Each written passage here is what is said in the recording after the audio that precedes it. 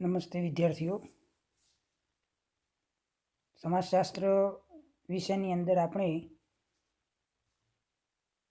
છેલ્લે કુટુંબના પ્રકારો,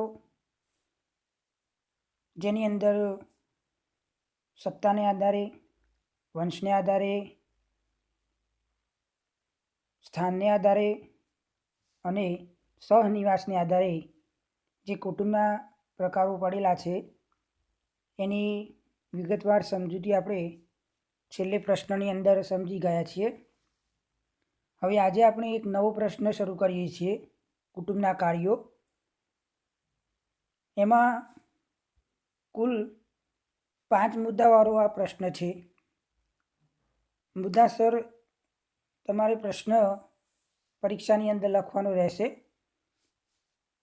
ઘણી વખતે 3 ગુણનો પ્રશ્ન પરીક્ષાની અંદર પૂછાયેલો છે કે કુટુંબના કાર્યો વિશે સમજૂતી આપો. તો એ પ્રમાણે પ્રશ્નનો જવાબ મુદ્દાસર આપણે લખીશું. તો પ્રશ્નની આપણે સમજૂતી મેળવીએ. કુટુંબ એ વ્યક્તિ અને સમાજ માટે જુદા જુદા કાર્યો કરે છે. વ્યક્તિ અને સમાજની મૂળભૂત જરૂરિયાતોનો સંતોષ એ કુટુંબ એ પૂરું પાડે છે. કુટુંબ દ્વારા થતા કાર્યો એ નીચે મુજબ છે. તો પહેલું કાર્ય છે કુટુંબનું જૈવિક કાર્ય. કુટુંબની અંદર જાતીય સંતોષ અને પ્રજનન વગેરે કાર્યોનો કુટુંબમાં જૈવિક કાર્યોમાં એનો સમાવેશ કરી શકાય. સ્ત્રી પુરુષની જાતીય વૃત્તિનો સંતોષ કુટુંબમાં જ સમાજ માન્ય અને સમાજ સ્વીકૃત રીતે મોટેભાગે સંતોષાય છે. એ જ રીતે પ્રજોત્પાદનનું કાર્ય સમાજના સાતત્ય માટે ખૂબ જ અગત્યનું છે. કુટુંબ વ્યવસ્થા આ કાર્યને નિયંત્રિત કરીને સ્થિરતા પૂરી પાડવાનું કાર્ય એ કુટુંબ દ્વારા થતું હોય છે. તો આપણે મુદ્દો સમજી લઈએ. મોટાભાગે સામાન્ય રીતે કુટુંબની અંદર જાતીય સંતોષ અને પ્રજનન આ 2 કાર્યોનો કુટુંબના જૈવિક કાર્યની અંદર આપણે સમાવેશ કરી શકીએ છીએ. મોટાભાગે લગ્ન કર્યા પછી સ્ત્રી પુરુષ એ બંને જાતીય વૃત્તિનો સંતોષ એ મોટાભાગે કુટુંબમાંથી જ પ્રાપ્ત કરી શકે છે અને એ આપણા સમાજે માન્ય ગણેલું છે અને સમાજે સ્વીકૃત કરેલું છે, એટલે કે સમાજે સ્વીકારેલું છે. એ જ રીતે પ્રજોત્પાદનનું કાર્ય એ પણ સમાજના અસ્તિત્વ માટે ખૂબ જ મહત્ત્વનું છે. આમ કુટુંબ સંસ્થા આ જૈવિક કાર્યને નિયંત્રિત કરીને સ્થિરતા પૂરી પાડવાનું કાર્ય એ કુટુંબ એ પોતે પૂરું પાડે છે. બીજું છે કુટુંબનું મનોવૈજ્ઞાનિક કાર્ય. તો વ્યક્તિની માત્ર ભૌતિક જરૂરિયાતો જ નહીં, પરંતુ સલામતી અને એક સ્નેહની માનસિક જરૂરિયાતો એ કુટુંબની અંદર જ પરિપૂર્ણ થતી હોય છે. કુટુંબમાં બાળકોને, કુટુંબના સભ્યોને એક પ્રકારનો સ્નેહ, પ્રેમ અને ઊંઘ પૂરું પાડીને વ્યક્તિને માનસિક સંતોષ પૂરું પાડવાનું કાર્ય એ કુટુંબ દ્વારા મોટાભાગે થતું હોય છે. આ પ્રકારનું કાર્ય એટલે કે મનોવૈજ્ઞાનિક કાર્ય એ અન્ય કોઈ પણ જૂથ એટલા જ પ્રમાણમાં કરી શકતું નથી.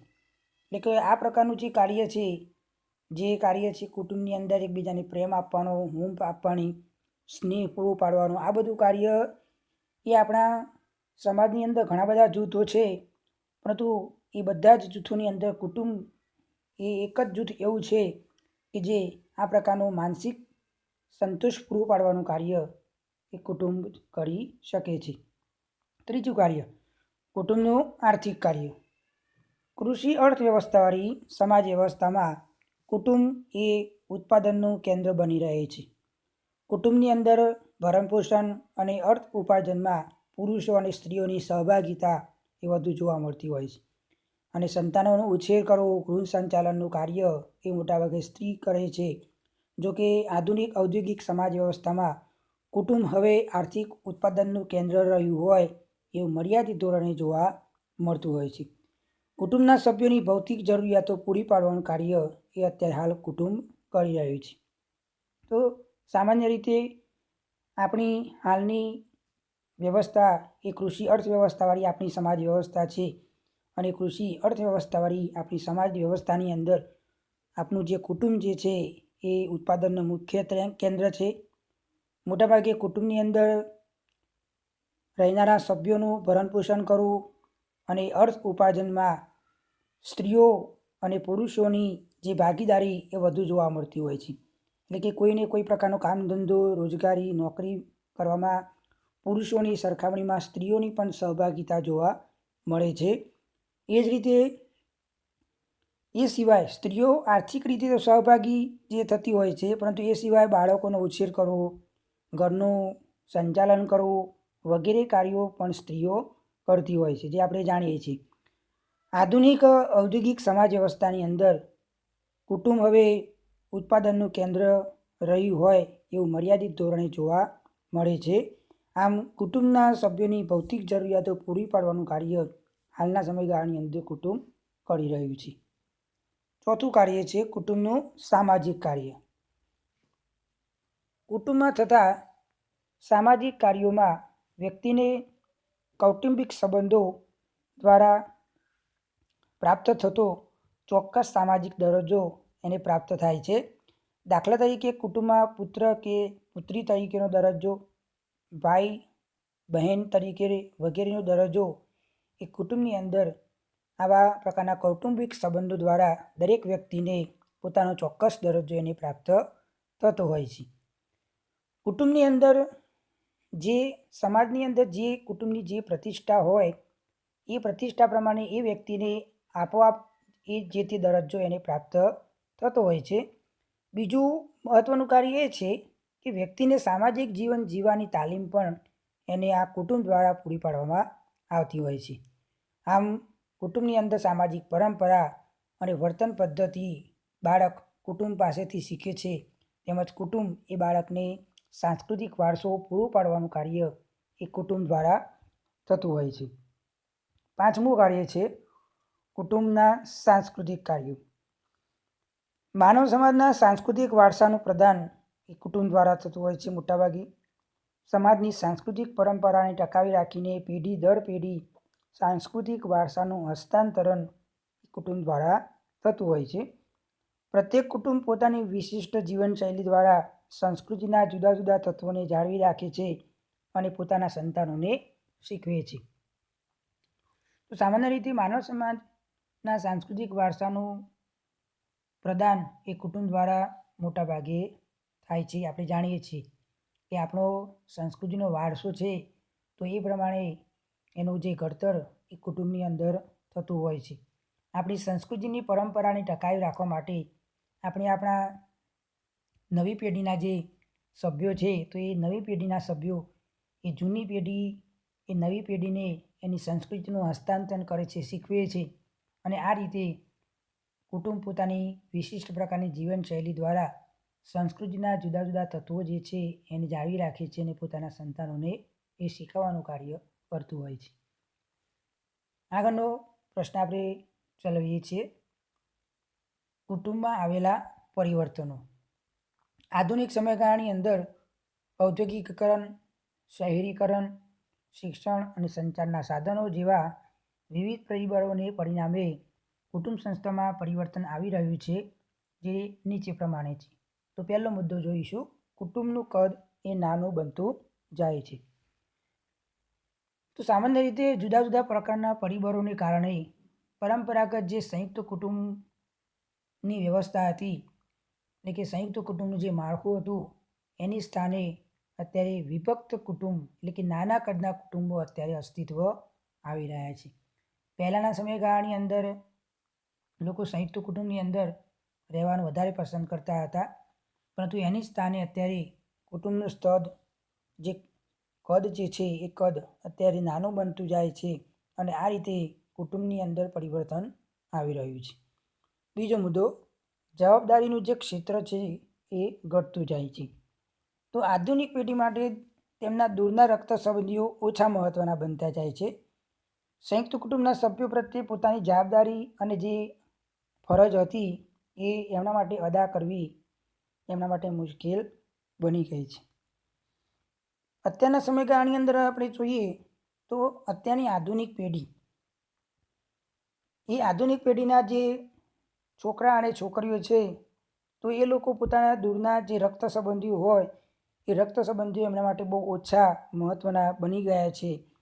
હાલના સમયગાળાની અંદર સંયુક્ત કુટુંબના સભ્યો પ્રત્યે જે પોતાની જે જવાબદારી હતી અને જે ફરજો જે અદા કરતા હતા એ જવાબદારી અને ફરજો અદા કરવી એ હાલના કુટુંબના સભ્યો માટે ઘણું બધું મુશ્કેલ બની ગયું છે. એટલે કે આ બાબત ઘણી બધી મુશ્કેલ બનતી જાય છે.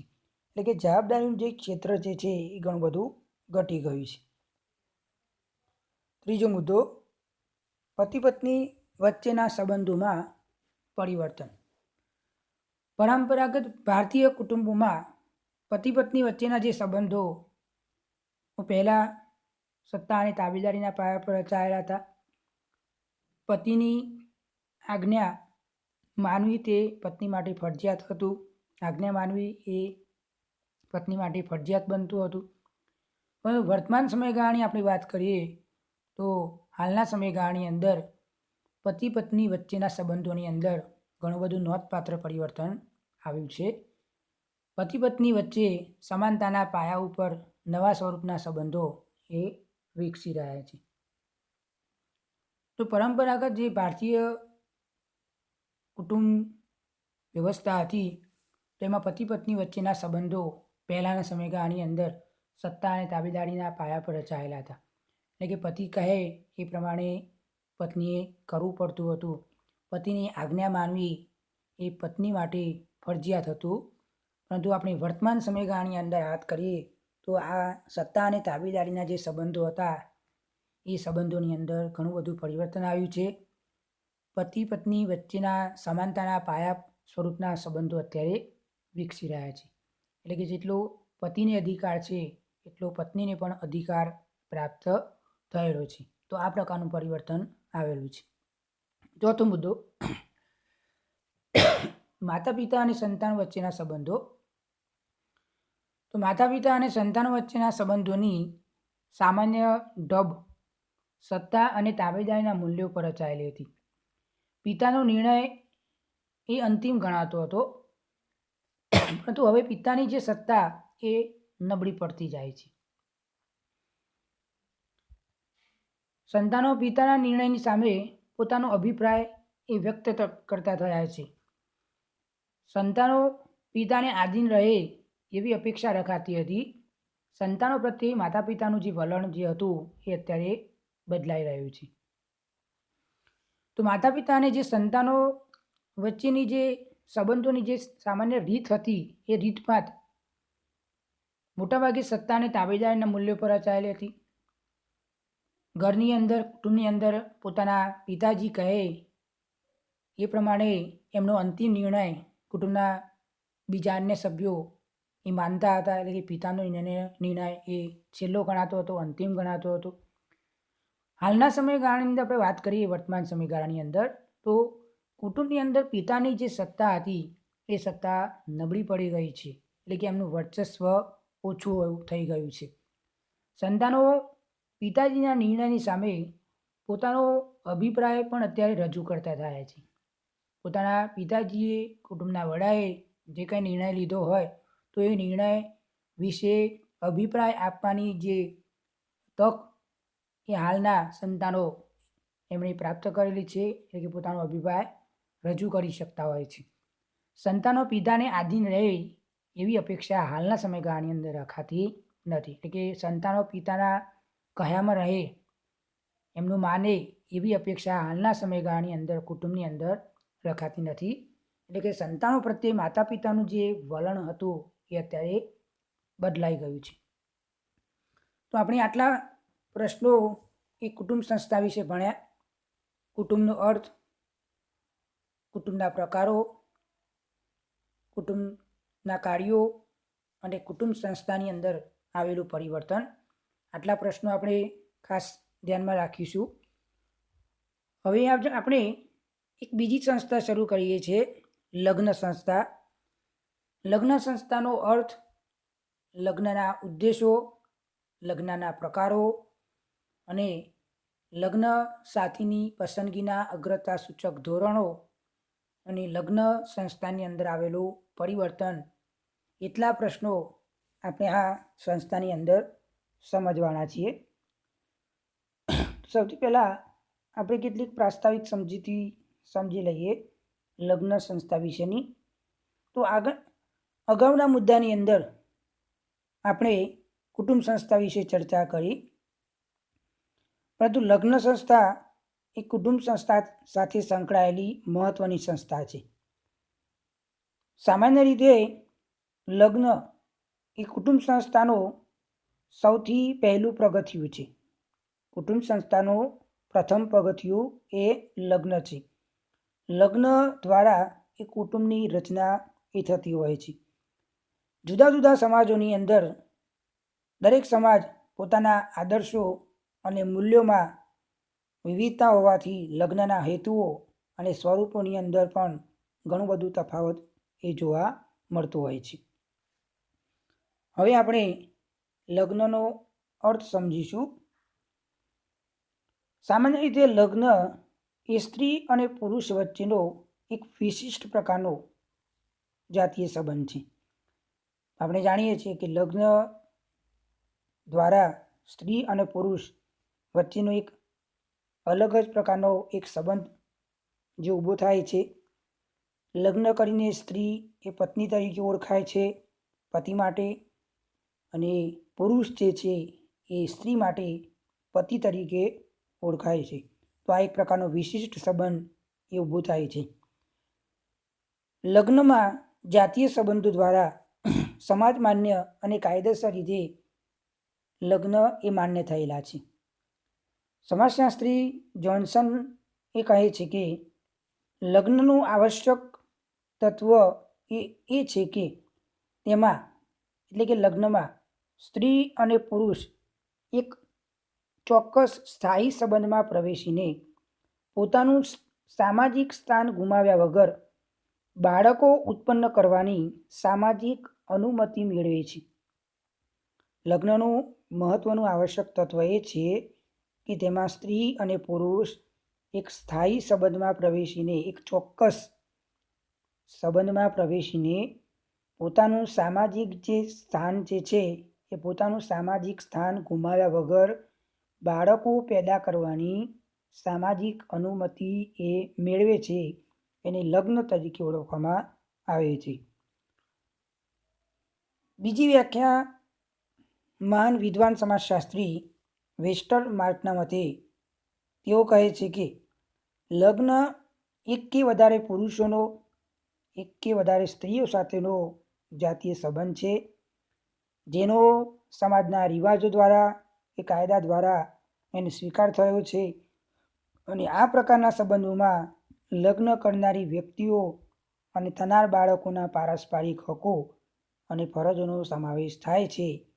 તેને લગ્ન તરીકે ઓળખવામાં આવે છે. આમ લગ્નના સંબંધો સાથે કેટલીક ફરજો અને હકો પણ સંકળાયેલા છે. તો વેસ્ટર્ન માર્કની વ્યાખ્યા આપણે સમજી લઈએ કે લગ્ન એ એક કે વધારે પુરુષોનો, એક કે વધારે સ્ત્રીઓ સાથેનો એક પ્રકારનો જાતીય સંબંધ છે, જેનો સમાજના રિવાજો કે કાયદા દ્વારા સ્વીકાર થયેલું છે. તો આપણે ધ્યાન રાખીશું કે લગ્ન સ્ત્રી અને પુરુષે લગ્ન જે કર્યા છે તો એ લગ્ન એ સમાજના રીત રિવાજોને ધ્યાનમાં રાખીને લગ્ન કર્યા છે. તો સમાજના રિવાજો મુજબ એ બંને લગ્ન કર્યા અંગેની સમાજ એ સ્વીકૃતિ આપે છે, સ્વીકાર કરે છે. એ જ રીતે આપણા રાજ્યના કાયદો હિન્દુ મેરેજ એક્ટ, હિન્દુ લગ્નનો કાયદો 1955નો આ લગ્ન કાયદા પ્રમાણે આ બંને કાયદાકીય રીતે લગ્ન કરેલા છે. તો એ કાયદો પણ એનો સ્વીકાર કરે છે. તો સમાજના રિવાજો કે કાયદા દ્વારા એનો સ્વીકાર થયો હોય છે.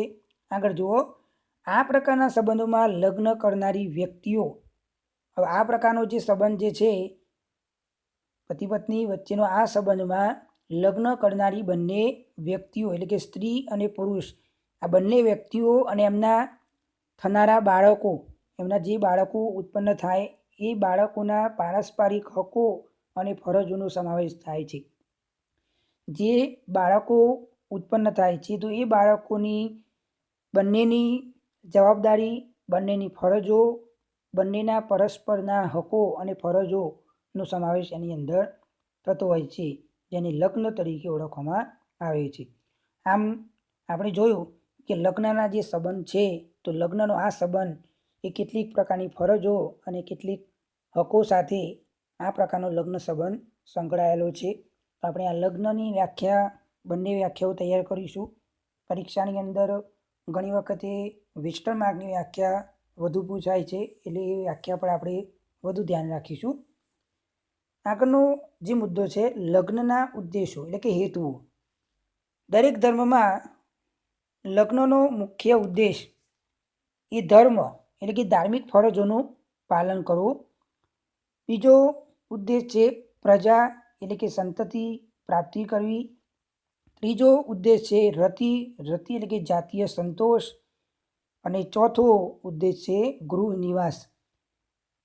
ગૃહ નિવાસ એટલે કે બંને દંપતી લગ્ન કરીને ગૃહ નિવાસ કરે છે. તો લગ્નનો મુખ્ય ઉદ્દેશોની અંદર ધર્મ, પ્રજા, રતિ અને ગૃહ નિવાસ આ 4 હેતુઓ એ લગ્નના મુખ્ય હેતુઓ છે, ઉદ્દેશો છે. સમાજની વિવિધ પ્રકારની જરૂરિયાતો સંતોષવા સમાજ માન્ય રીતો અને કાયદાઓનું પાલન કરવામાં આવતું હોય છે. હવે આગળ પ્રશ્ન આપણે જોઈએ લગ્નના પ્રકારો. સાથીની સંખ્યાને આધારે એટલે કે પતિ પત્નીની સંખ્યાને આધારે લગ્નના મુખ્યત્વે 2 પ્રકારો પાડી શકાય. ધ્યાન રાખજો, લગ્નના 2 પ્રકારો. પ્રશ્ન પૂછાય કે લગ્ન સાથીની પસંદગીને આધારે લગ્નના કેટલા પ્રકારો પાડી શકાય? તો લગ્નના 2 પ્રકારો પાડી શકાય, એક સાથી લગ્ન અને બહુસાથી લગ્ન. હવે આપણે તમે જુઓ આકૃતિની અંદર એક સાથી લગ્નના પેટા પ્રકારો નથી પડતા, પરંતુ બહુસાથી લગ્નનો પ્રકાર એવો છે કે એના 2 પ્રકારો પડે છે. બહુસાથી લગ્નના 2 પેટા પ્રકારો, બહુપત્નીત્વ લગ્ન અને બહુપતિત્વ લગ્ન.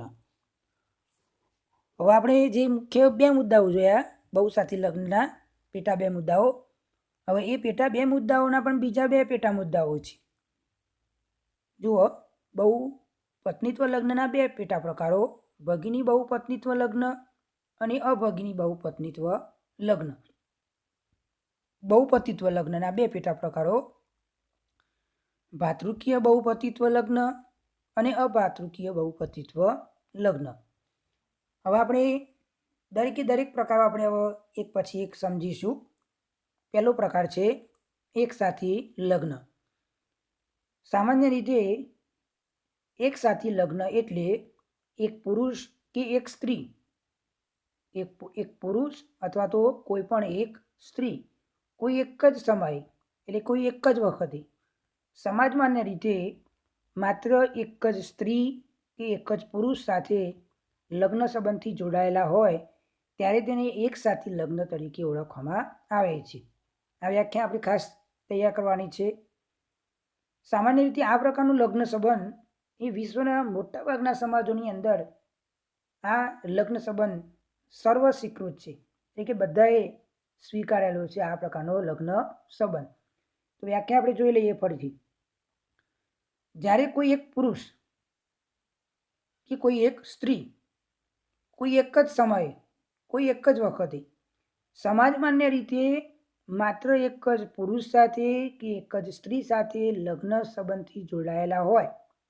કહેવાનો મતલબ એટલો જ કે કોઈ એક પુરુષ એ કોઈ એક જ સ્ત્રી સાથે, કોઈ એક સ્ત્રી કોઈ એક જ પુરુષ સાથે જ્યારે લગ્ન સંબંધથી જોડાયેલી હોય અને એક જ વખત સમાજમાન્ય રીતે એ બંને એકબીજા સાથે એક જ વખત જોડાયેલા હોય ત્યારે એ પ્રકારના લગ્ન સંબંધને એક સાથી લગ્ન તરીકે ઓળખવામાં આવે છે.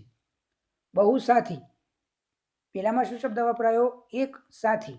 જે આપણે સમજી છૂટી પાડીએ તો વધારે સમજાશે. એક સાથી અને નીચે શું પ્રકાર છે?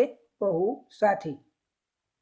તો બહુસાથી લગ્ન એટલે જે લગ્ન સંબંધથી જોડાનાર સ્ત્રી પુરુષની કોઈ એક જ પક્ષે, જે લગ્ન સંબંધથી જોડાનાર કોઈ પણ સ્ત્રી કે પુરુષની કોઈ એક પક્ષે સમાજમાન્ય રીતે સંખ્યા એક કરતાં વધારે હોય, સમાજમાન્ય રીતે સંખ્યા કોઈ એક કરતાં વધારે હોય ત્યારે તેને બહુસાથી લગ્ન કહેવાય. એમાં પહેલો પ્રકાર બહુપત્નીત્વ લગ્ન. બહુસાથી લગ્નના બે પ્રકારો છે, જે આપણે આગળ વાત કરી તમને કોષ્ટકને આધારે. બહુપત્નીત્વ લગ્ન અને બહુપતિત્વ લગ્ન. બહુપત્નીત્વના બે પેટા પ્રકારો છે. જ્યારે કોઈ એક પુરુષ એક કરતાં વધારે સ્ત્રીઓ સાથે લગ્ન સંબંધથી જોડાય, એક કરતાં વધારે મહિલાઓ સાથે લગ્ન સંબંધથી જોડાય ત્યારે તેને બહુપત્નીત્વ લગ્ન તરીકે ઓળખવામાં આવે છે. હવે આની અંદર જુઓ કે કોઈ એક પક્ષે એક કરતાં સંખ્યા વધુ છે, કોઈ એક પક્ષે એક કરતાં સંખ્યા વધુ હોય તો એને આપણે બહુસાથી લગ્ન કહેવાય. હવે એના જેવી જ વ્યાખ્યા છે આ, તમે એવું સમજી લો કે જ્યારે કોઈ એક પુરુષ એ એક પક્ષ છે અને સ્ત્રીઓ એ બીજો પક્ષ છે, તો એક પુરુષ છે સામે એક કરતાં વધુ શું છે? સ્ત્રીઓ છે. તો એક કરતાં વધુ સ્ત્રીઓ સાથે એ પુરુષ લગ્ન સંબંધથી જોડાય છે ત્યારે તેને બહુપત્નીત્વ લગ્ન તરીકે ઓળખવામાં આવે. હવે બહુપત્નીત્વના લગ્નના બે પેટા પ્રકારો ધ્યાન રાખજો: ભગીની બહુપત્નીત્વ લગ્ન અને અભગીની બહુપત્નીત્વ લગ્ન. હવે ભગીની શબ્દ તો આપણે જાણીએ છીએ, સમાનાર્થી શબ્દ. ભગીની એટલે કે બહેન. તો જ્યારે કોઈ એક પુરુષ સાથે લગ્ન સંબંધથી જોડાનાર સ્ત્રીઓ પરસ્પર સગી બહેનો હોય છે ત્યારે તેને ભગીની બહુપત્નીત્વ લગ્ન કહેવામાં આવે. સમજી વ્યાખ્યા ફરીથી. ભગીની બહુપત્નીત્વ લગ્ન એટલે જ્યારે કોઈ એક પુરુષ સાથે લગ્ન સંબંધથી જોડાનાર મહિલાઓ એટલે કે સ્ત્રીઓ પરસ્પર સગી બહેનો હોય, એટલે કે જે સ્ત્રીઓ જે પુરુષ સાથે લગ્ન સંબંધથી જોડાય છે એ બધી જ સ્ત્રીઓ સગી બહેનો હોય છે, એને ભગીની બહુપત્નીત્વ લગ્ન કહેવામાં આવે. બીજો મુદ્દો, અભગીની બહુપત્નીત્વ લગ્ન. તો જ્યારે કોઈ એક પુરુષની સાથે લગ્ન સંબંધથી જોડાનાર સ્ત્રીઓ પરસ્પર સગી બહેનો હોતી નથી, કે લગ્ન સંબંધથી જોડાનાર જે સ્ત્રીઓ પુરુષ સાથે લગ્ન સંબંધથી જોડાય છે એ બધી જ સ્ત્રીઓ પરસ્પર સગી બહેનો હોતી નથી ત્યારે તેને અભગીની બહુપત્નીત્વ લગ્ન તરીકે ઓળખાય. બીજો પ્રકાર બહુપતિત્વ લગ્ન. બહુપતિત્વ એ બહુસાથી લગ્નનો એક પ્રકાર છે, જેમાં એક સ્ત્રી એક કરતાં વધારે સ્ત્રીઓ સાથે લગ્ન સંબંધથી જોડાય છે એને બહુપતિત્વ લગ્ન તરીકે ઓળખવામાં આવે. તો બહુપતિત્વ લગ્ન એ બહુસાથી લગ્નનો એક પ્રકાર છે, જેની વ્યાખ્યા આપણે જોઈ કે કોઈ એક સ્ત્રી સાથે એક કરતાં વધારે પુરુષો લગ્ન સંબંધથી જોડાય. કોઈ એક સ્ત્રી છે અને એ સ્ત્રી સાથે એક કરતાં વધારે પુરુષો એ સ્ત્રી સાથે લગ્ન સંબંધથી જોડાય છે તો એને બહુપતિત્વ લગ્ન કહેવાય. હવે એના બે પેટા પ્રકારો છે, એક ભાતૃકીય બહુપતિત્વ લગ્ન અને બીજો છે અભાતૃકીય બહુપતિત્વ લગ્ન. હવે આની અંદર પણ એક સમાનાર્થી શબ્દ તમે જાણો છો, ભાતૃ એટલે કે ભાઈ. વ્યાખ્યા જુઓ: જે લગ્ન સંબંધમાં સ્ત્રી સાથે જોડાનાર પુરુષો પરસ્પર સગા ભાઈઓ હોય ત્યારે તેને ભાતૃક બહુપતિત્વ લગ્ન કહેવાય. તો આની અંદર જે લગ્ન સંબંધમાં સ્ત્રી સાથે જે પુરુષો લગ્ન સંબંધથી જોડાય છે તો એ બધા જ પુરુષો સગા ભાઈઓ હોય છે ત્યારે તેને ભાતૃક બહુપતિત્વ લગ્ન તરીકે આપણે એને ઓળખીએ છીએ. અને બીજો પ્રકાર છે અભાતૃકીય બહુપતિત્વ લગ્ન. તો આની અંદર પણ કોઈ પણ સ્ત્રી સાથે લગ્ન કરનાર પુરુષો જ્યારે પરસ્પર સગા ભાઈનો સંબંધ ધરાવતા ન હોય ત્યારે તેને અભાતૃકીય બહુપતિત્વ લગ્ન તરીકે ઓળખવામાં આવે છે. તો આની અંદર એનાથી વિરુદ્ધ હોય. અભાતૃકીય લગ્નની અંદર કોઈ સ્ત્રી સાથે લગ્ન કરનાર જે પુરુષો હોય એ પુરુષો પરસ્પર સગા ભાઈનો સંબંધ ધરાવતા નથી, એટલે કે સગા ભાઈઓ હોતા નથી. એ પ્રકારના લગ્ન પ્રકારને અભાતૃકીય બહુપતિત્વ લગ્ન તરીકે આપણે એને ઓળખીએ છીએ. તો આપણે આટલે સુધી રાખીશું. આગળનો જે પ્રશ્ન જે છે, લગ્ન સાથીની પસંદગીના ધોરણો એટલે કે ક્ષેત્રો, એની અંદર આપણે 3 મુદ્દા સમજીશું: અંતરલગ્ન, બહિર્લગ્ન અને સમલોમ, અનુલોમ અને પ્રતિલોમ લગ્ન. એની જે ચર્ચા આપણી બીજા વિડીયોની અંદર તમને સમજાવીશું. આજે આપણે હોમવર્કની અંદર સ્વાધ્યાયમાં તમારે પ્રશ્ન 1, સામાજિક સંસ્થાનો અર્થ આપી સામાજિક સંસ્થાના લક્ષણો જણાવો. એ પ્રશ્ન આપણે હોમવર્કના ચોપડાની અંદર તમારે લખવાનો છે. બીજો પ્રશ્ન પણ આપણે લખીશું, કુટુંબનો અર્થ આપી કુટુંબના પ્રકારો સમજાવો. એ પ્રશ્ન પણ આપણે લખીશું આજે. પ્રશ્ન 3 જે છે, લગ્ન સંસ્થા એટલે શું, લગ્નના ઉદ્દેશો એટલે કે હેતુઓ સમજાવો. એ પ્રશ્ન પણ આપણે હોમવર્કના ચોપડાની અંદર આપણે લખવાનો છે. પ્રશ્ન 2ની અંદર પહેલો પ્રશ્ન જે છે, કુટુંબના લક્ષણો, એ પ્રશ્ન થોડો ખોટો છપાયેલો છે, એટલે આપણે પ્રશ્ન સુધારીશું. કુટુંબના લક્ષણોની જગ્યાએ કુટુંબના કાર્યો વિશે મુદ્દાસર જવાબ આપો. એ આપણે સુધારી અને એ પ્રશ્નનો જવાબ તમારે લખવાનો છે. તો આટલા પ્રશ્નો તમારે તમારી નોટબુકની અંદર લખીને રાખવાના છે, જે આપણે સ્કૂલો જ્યારે શરૂ થશે ત્યારે તમારી ઇન્ટરનલ પરીક્ષા વખતે આ ચોપડા ચેક કરવામાં આવશે, જેથી કરીને આપણે હોમવર્ક નિયમિત લખતા રહીશું. જો ન લખ્યું હોય અત્યાર સુધીના પાઠોનું તો આપણે લખી દેવાનું છે, કારણ કે ઇન્ટરનલ પરીક્ષાની અંદર તમારા હોમવર્કના ચોપડા જોવાશે. એટલે એ પ્રમાણે તમારે આ બાબત ખાસ ધ્યાનમાં રાખવાની. હવે આગળનો જે મુદ્દો એ આપણે નેક્સ્ટ વિડીયોની અંદર સમજીશું. આભાર.